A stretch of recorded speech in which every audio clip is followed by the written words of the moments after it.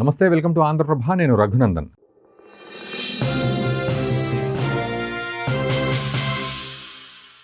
మొత్తానికి మొన్నటి వరకు ట్రంప్ అసలు సోషల్ మీడియా పోస్టింగే పెట్టలేదు. ట్రంప్‌కి ఒంట్లో బాలేదు. తర్వాత ట్రంప్ పోయాడు. ఇట్లాంటి రకరకాల స్పెక్యులేషన్స్ వచ్చాయి. బట్ ట్రంప్ మీడియా ముందుకొచ్చి నేను చాలా బాగున్నాను, అద్భుతంగా ఉన్నాను, అసలు నేను పోయానన్న వార్త నాకే తెలీదు, బట్ నేనైతే ఆరోగ్యంగానే ఉన్నాను, కొన్ని మీటింగ్లు అటెండ్ అయ్యాను, కొన్ని ఈవెంట్స్ అటెండ్ అయ్యాను, ఇన్ఫ్యాక్ట్ లాంగ్ వీకెండ్ ఉంది కదా, ఆ వీకెండ్ కూడా ఎంజాయ్ చేశానని కూడా అన్నాడు. మొత్తానికైతే బయటికి వచ్చి మీడియాతో మాట్లాడడము అండ్ పోస్టింగ్స్ అయితే చేస్తున్నారు. ఆ పోస్టింగ్లో భాగంగా ఒక కీలకమైన పోస్టింగ్ ఇప్పుడు చదువుతాను. దీని గురించి మనము రిటైర్డ్ కల్నల్ వివి రావు గారి విశ్లేషణ ఖచ్చితంగా తీసుకుందాం. ఎందుకంటే ఇది కీలకమైన పోస్ట్. తను పెట్టిన చాలా పోస్టులలో ఇది ఇప్పుడున్న ఒక టర్నింగ్ పాయింట్ అనే చెప్పాలి. ఇక్కడి నుండి ట్రంప్ ఆలోచన విధానం ఏ విధంగా ఉండబోతోంది అనేది మనం ఇక్కడ అర్థం చేసుకోవాలి. ఇది ఒక ఇంపార్టెంట్ వీడియో. వీలైతే ఈ వీడియోని మీ మిత్రులకు కూడా షేర్ చేయండి చూసిన తర్వాత. అండ్ ప్రస్తుతం మన ఛానల్ని సబ్స్క్రైబ్ బటన్ అయితే నొక్కండి ఖచ్చితంగా. సో మమ్మల్ని ఎంకరేజ్ చేసినట్టుగా అవుతుంది. So Trump looks like we have lost India and Russia to deepest darkest China. Looks like we have lost India and Russia to deepest darkest China. May they have a long and prosperous future together, president Donald J Trump అని చెప్పి అన్నారు. So ఒక రకంగా చెప్పాలంటే SCO మీట్లో అటు మోదీ గట్టిగా నవ్వడం, పుతిన్ అండ్ జిన్పింగ్ ముగ్గురిని ఒకే ఫ్రేమ్లో చూసి హతాశుడైపోయి ఉండొచ్చు ట్రంప్. ఒక రకంగా నిద్రపట్టని పరిస్థితి. మరి ఈ పోస్ట్ పెట్టిన తర్వాత అతని ఆలోచన ధోరణి, ఇంప్లిమెంటేషన్ ఏ విధంగా ఉంటుంది మనం మాట్లాడదాం. సో వివిరావు గారు నమస్తే అండి, వెల్కమ్ టు ఆంధ్రప్రభ. నమస్తే, చెప్పండి సార్. అంటే ఈ పోస్ట్ పెట్టడానికి ఈవెన్ కొంత అది ఏం అర్థం కావట్లేదు. ఇప్పటివరకు జరిగిన దానికి ఆ పోస్టును పెట్టి రిజంబుల్ చేస్తున్నాడా, లేకపోతే భవిష్యత్తులో మీకు ఉంటుంది నా ద్వారా అనే ఏమైనా సిగ్నల్ ఇస్తున్నట్టుగా అర్థం చేసుకోవాలా? అలాగే అర్థం చేసుకోవాలండి. మీరు రెండోసారి అన్నారు కదా, భవిష్యత్తులో నేను పాలసీలు మార్చే అవకాశం ఉంటుంది అని కొంచెం సర్కాజం తోటి ఆ రోజు ఓ రోజు సెకండ్ డే మీట్ రోజుని సర్కాజం తోటి అన్నట్టు మనం లెక్క పెట్టుకోవాలి.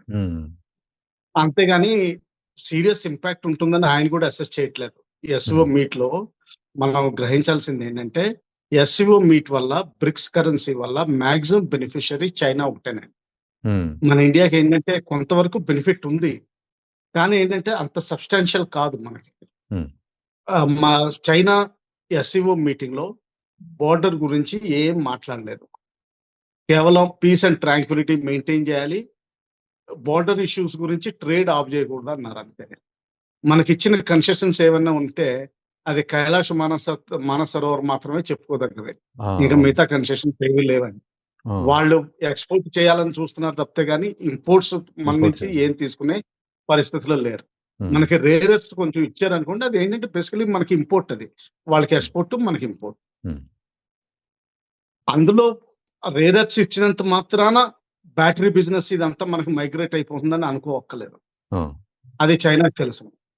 కాకపోతే ఒక్కటే నన్ను అడిగితే కొంచెం నిజంగా కన్సెషన్ ఇచ్చింది ఏంటంటే, అది వాళ్ళ రియాలిటీ చెక్ లో కూడా ఉంటుంది.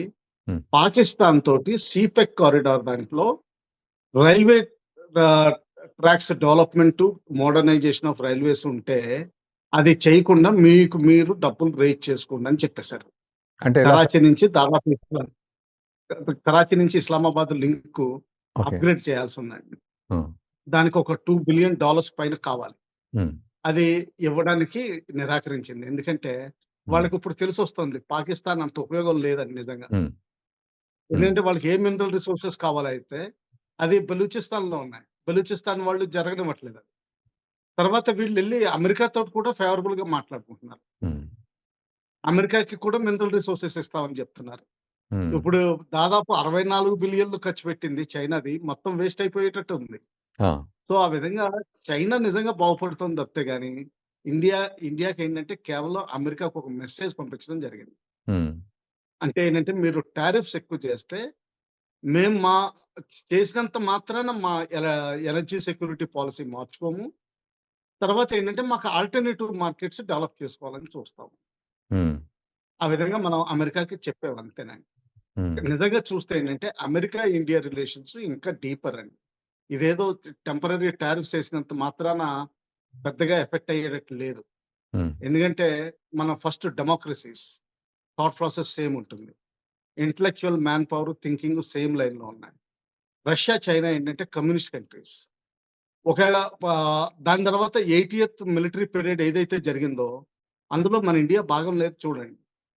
కేవలం రష్యా, నార్త్ కొరియా, ఇరాన్ ఈ దేశాల్లో అక్కడ పార్టిసిపేట్ చేశారు. హ్మ్. కొంచెం Pakistan Asim Munir actual ruler of Pakistan ఆయన కూడా సెకండ్ డేని వెళ్లారు. వెళ్లి ఆ మిలిటరీ పీరియడ్‌లో పార్టిసిపేట్ చేశారు. హ్మ్. సో ఏంటంటే యాక్చువల్ అది ఆ గ్రూపు. ఇండియా మాత్రం ఒక అంటే థ్రెట్ చూపించిందనమాట అమెరికాకి. మీరు హ్మ్. మాతో పాటు లైన్‌లో ఉండండి. ఉండండి అని. ఏందంటే అవును. మన ఇండియాకి కొన్ని ఇష్యూస్ ఉన్నాయండి. ఏంటంటే టెక్నాలజీ ట్రాన్స్‌ఫర్ మన ఏఎంసీఏ గాని, హ్మ్. ఎల్సీఏ గాని దాదాపు 30, 40 సంవత్సరాల నుంచి రీసెర్చ్ జరుగుతున్నా గాని, మన కావేరీ ఇంజిన్ రీజనబుల్ డెవలప్‌మెంట్‌కి చేయలేకపోయాం. ఆ! వాళ్ళు జీఈ ఇంజిన్స్ ఇవ్వచ్చు. ఏ రోజు కావాలంటే ఆ రోజు ఇవ్వచ్చు. హ్మ్. ఏ రోజు వాళ్ళిస్తే ప్లస్ కొంచెం ఏవియానిక్స్ ఇస్తే చాలు మనకి ఎల్సీఏ తయారైపోతుంది. హ్మ్. అది ఇవ్వట్లేదు. F-35 అమ్మాలని చూస్తున్నారు. హ్మ్. F-35 అందుకనే ట్రివేండ్రంలో కొన్ని రోజులు పెట్టారు. అలాగే జపాన్‌లో కూడా కొన్ని రోజులు పెట్టారు. హ్మ్. అట్‌లీస్ట్ ప్రజల్లో డెమో పీస్‌లు. Demo piece. చైతన్యవంతం వస్తుందని ఈ పేరు మీద. హ్మ్. కానీ అదేం పనికిచ్చేటట్టు కనిపించట్లేదు. హ్మ్. తర్వాత ఇంకోటేంటంటే వాళ్ళు రియలైజ్ అవ్వాల్సిందేంటంటే రష్యా ఎప్పుడూ మనకి చీపర్ ఆల్టర్‌నేటివ్స్ ఇస్తుంది. Whether it is energy security, defence, national సెక్యూరిటీలో కూడా.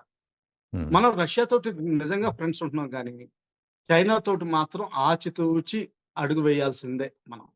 హ్మ్. ఎందుకంటే డిఫెన్స్‌లో మాత్రం వాళ్ళేం మాట్లాడట్లేదు ఇప్పుడు. హ్మ్. యాక్చువల్‌గా వాళ్ళు కావాల్సింది తీసేసుకున్నారు ఇప్పటికే.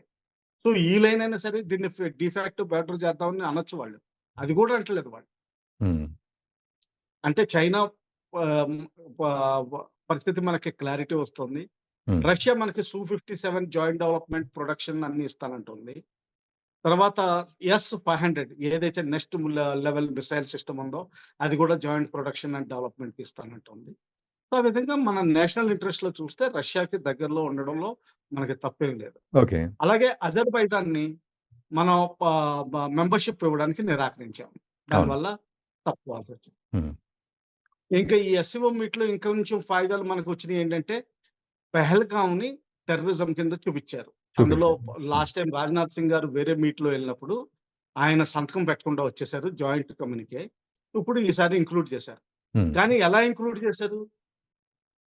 టెర్రరిజం అన్నారే గానీ, అది అందులో పాకిస్తాన్ కూడా సంతకం పెట్టింది. అంటే ఆ! ఏంటంటే, పాకిస్తాన్ గూడా పాకిస్తాన్ సంతకం కూడా పెట్టింది. మ మేము కూడా టెర్రరిస్ట్ ఎఫెక్టెడ్ స్టేట్ అంటోంది. ఆ! సో, అల్టిమేట్‌లీ దానిలో మనం అచీవ్ చేసింది పెద్దేమీ లేదండి. ఏం లేదు. సో, అయితే ఇక్కడ ఎస్‌సీఓ ఇంకొకటి సార్. మీట్ ఇప్పుడు follow India and Russia last to China అనే దానికి ఇప్పుడు మీరు జెప్పింది చైనాకు అధిక ప్రాధాన్యత వచ్చేసిందిక్కడ. చైనా పెద్దరికం చూపెట్టుకోగలిగింది. ఇండియా సరే ఓకే. రష్యా ఎందుకు?